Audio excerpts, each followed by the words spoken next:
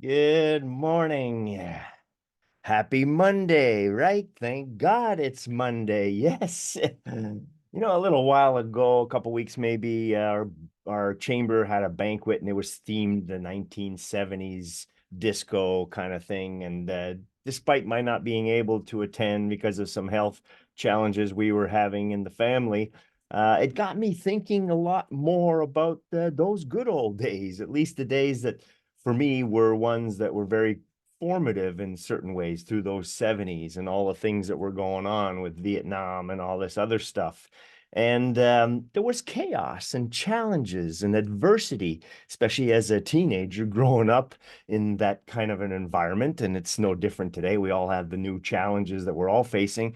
But it was a period that allowed me to learn some things about how one typically can react to these things called chaos or adversity and so on. And my dad was a big influencer about how to handle that. And my mom, too, of course, by her living example, on dealing with these in a more constructive way. My dad was big on always being positive. He was called Mr. Positive, of course, and always finding solutions instead of, reactions, because our natural system, our autonomous system, sympathetic and parasympathetic, offers us flight and fight and sometimes freeze reactions or responses to chaos or fear or challenges and so on.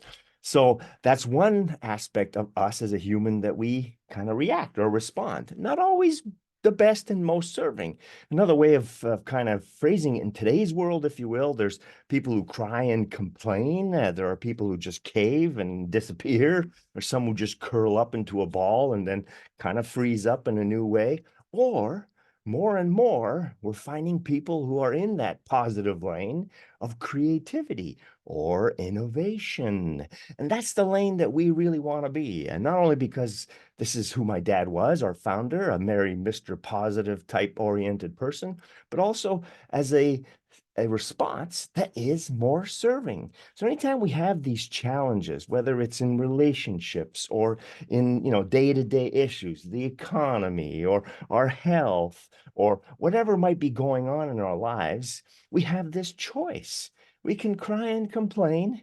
We can, coil or curl up or cave, or we can create and find solutions, work together with others in a positive, uplifting way and saying, okay, what can we do here? Some of the best inventions come from periods of conflict, of challenge, because then it's like, how do we get out of this situation? How do we make it better? And this is the opportunity that we have on a day to day. And the more we can be aware of that, setting them inside our goals and to-do lists in some way, shape, or form, reminding us that crying and complaining is not the best answer, right? The better one is, okay, let's think about this. Let's look it over and find the solution, right? Which is part of our why. SSSTSSS, right? Sincere selfless service, trusting the way to find these sincere solutions in a paraphrased way.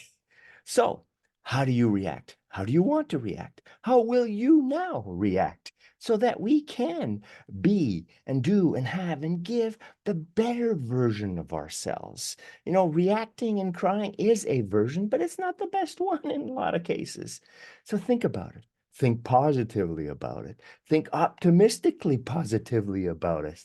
And let's see if we can have better outcomes for you, for me, for all of us together collectively. Yes? What do you say?